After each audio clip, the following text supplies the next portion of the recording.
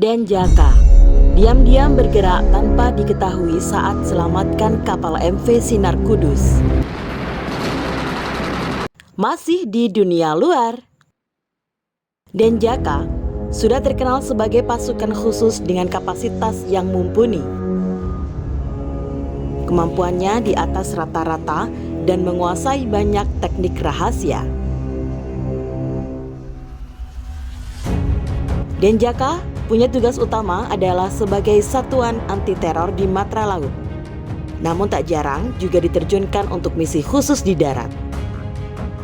Sebagai pasukan anti-teror, para prajurit Denjaka dituntut punya kemampuan yang unggul.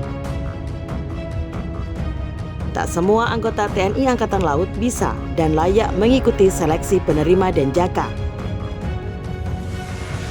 Kiprah sukses Denjaka dalam menyelesaikan misi berbahaya salah satunya adalah saat menyelamatkan Sandra kapal MV Sinar Kudus, kapal niaga Indonesia yang dibajak oleh perompak di perairan Somalia.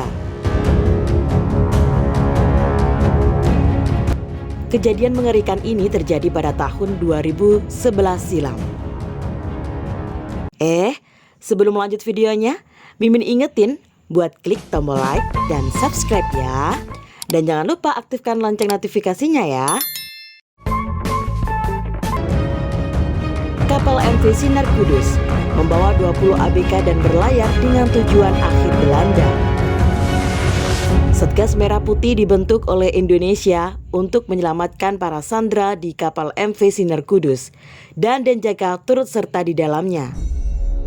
Denjaka memegang salah satu peranan atau kesuksesan penyelamatan sandera MV Sinar Kudus, seperti yang dijelaskan oleh Majen TNI Suhartono, yang kala itu menjabat sebagai Komandan Denjaka. Majen Suhartono menceritakan kejadian menegangkan selama operasi pembebasan kapal MV Sinar Kudus. Ada 3 instruksi dari Presiden kala itu.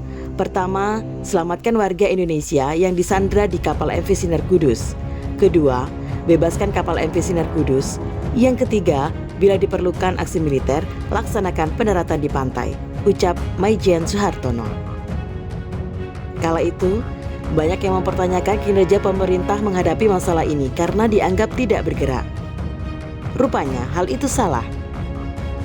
Denjaka dan tim Satgas Merah Putih bergerak secara diam-diam dan menghindari sorotan agar musuh tidak mengira bahwa militer Indonesia telah menuju perairan Somalia. Persiapannya sekitar 1 minggu untuk menyiapkan KRI dan menyiapkan pasukan serta taktik, jelas Majen Suhartono. Di saat yang bersamaan, Satgas Merah Putih juga mengumpulkan data intelijen terkait posisi kapal dan peta kekuatan musuh. Rupanya, para perompak ini cerdas dan membuat kapal MV Sinar Kudus terus bergerak agar sulit dilacak. Kalau pembajak ini tahu kita mengirimkan pasukan ke sana, mungkin ABK tidak akan selamat. Harus rahasia mungkin, lanjutnya. 2 KRI pun dikirim untuk membawa perlengkapan pasukan, yaitu KRI Abdul Halim Perdana Kusuma 355 dan KRI Yosudarso 353. Data intelijen yang dikumpulkan Satgas Merah Putih juga menemukan fakta bahwa para perompak ini punya markas besar di kawasan Partai Eldanan. Eldanan merupakan kampung perompak dengan jumlah personel diperkirakan 1.000 orang dengan perlengkapan yang sangat lengkap termasuk persenjataan. Ada senapan mesin, ada roket launcher lengkap, terangnya. Penyerbuan di kawasan Pantai Eldanan menjadi salah satu opsi operasi yang bisa dilakukan oleh Satgas Merah Putih. Bila diperlukan aksi militer, laksanakan pendaratan ke pantai untuk menunjukkan bahwa kita itu punya kedaulatan dan kita tidak bisa diinjak-injak harganya. Operasi penyelamatan ini berjalan dengan sukses. Satgas Merah Putih berhasil membebaskan sandera dan kapal MV Sinar Kudus dari kawanan perompak tersebut.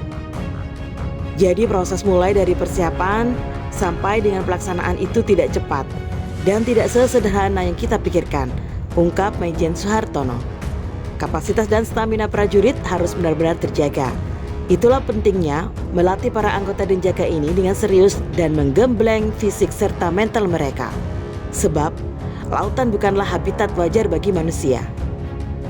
Situasi di lautan yang begitu mudah berubah, ombak yang tinggi, dan tekanan dari misi yang dijalani bisa membuat seorang kehilangan kemampuan terbaiknya.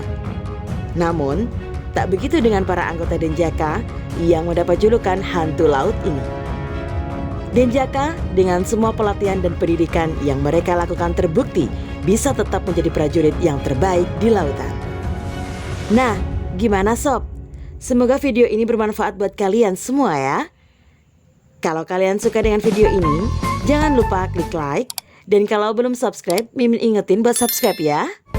Sampai jumpa di video selanjutnya.